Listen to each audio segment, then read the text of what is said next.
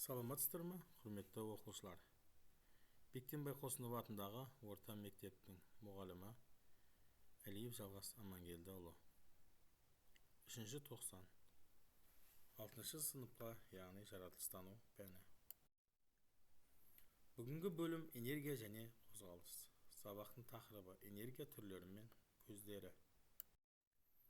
Бүгінгі сабағымыздың мақсаты энергия түрлерін біле отырып, температура мен жылу энергиясын ажыратып, энергияның өзара айналымына мысалдар келтіру. Бағалау критерийі.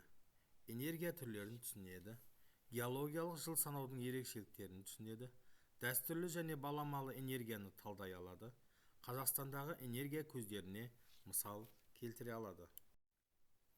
Құрметті оқушылар, біз мынау суреттен не ортақ нәрсені көріп тұрмыз? Күн, ұшақ, жылыту құбыры, телефон қуаттағыш, шам және көлік. Бұл жерде бізге не ортақ екен? Бұл жерде, яғни жылыту, күш, қуат. Мінекей, осы жерде бізге, яғни қуат керек екен. Энергия керек. Энергия дененің жұмыс істеу қабілеті мен қуаты. Дене жұмысты неғұрлым ұзақ және көп істесе, энергияның молдылығының көрсеткіші. Энергия пайда болу үшін энергияның қызметін табу қажет. Энергияның негізгі көздері жанғыш пайдалы қазбалар: көмір, мұнай, газ, шымтезек, жанғыш, тақтатас. Термалды сулар: күннің, желдің, өзеннің, теңіздің және мұхиттың энергиясы. Энергияны оқушылар джоульмен есептейді. Бұл джоульдің атымен аталған өлшем бірлігі. Джоуль алғаш рет жылу энергиясының бір түрі екендігін дәлелдеді. Яғни 1000 джоуль бұл 1 килоджоуль болып есептеледі екен. Энергия көздері. Яғни біз энергияны қайдан аламыз? Яғни тағам, бензин және жарық. Ал энергияның түрлері механикалық, электр энергиясы, жарық энергиясы, химиялық энергия, атом энергиясы және жылу энергиясы. Күнделікті өмірде бізге механикалық энергия көбірек таныс.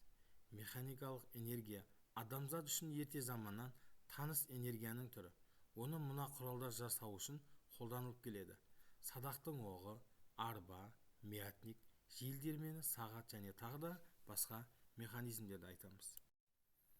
Қазіргі кезде электрсіз тіршілік ету көз алдымызға елестету мүмкін емес. Электр энергиясын басқа қуат көздерін арнайы техникалық көмегімен өндіру арқылы, яғни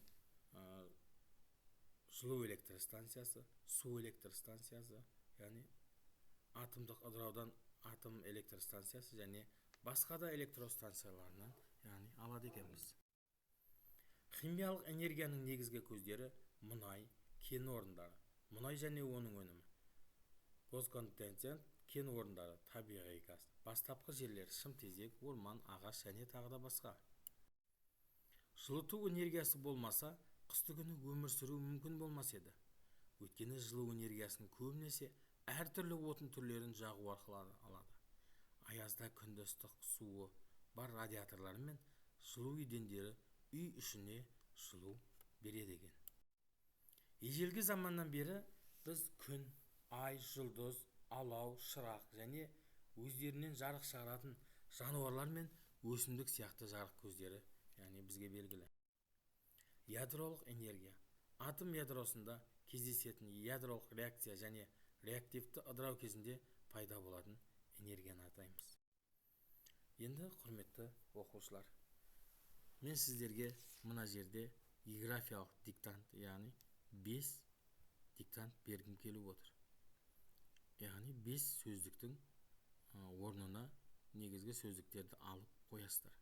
Электр энергиясының өлшеу бірлігі, химиялық энергияның негізгі көздері, садақтың оғы, арба, желдермені, сағат. Энергия қандай энергияға тән? Қыс мезгіліне қатысты жылу алу арқылы пайдалану қандай энергия түрі? Энергияны немен есептейді екен? Мінекей балалар, осыған жауап беріңіздер. Екінші тапсырма, яғни ребусты шешу. Мінекей алдарыңызда көріп отырғаныңыздай садақ, су, планета, ғаламшар, сосын кітап тұр. Яғни төрт-ақ сөзден, төрт-ақ әріптен тұратын, яғни жауабы, жұмбақтың жауабы. Осы ребусты шешіп, жұмбақтың жауабын тапқан оқушыларға үлкен алғысымызды білдіреміз. Енді құрметті оқушылар, бүгінгі сабағымыз біздің осымен аяқталды. Сау, саламатта болыңыздар.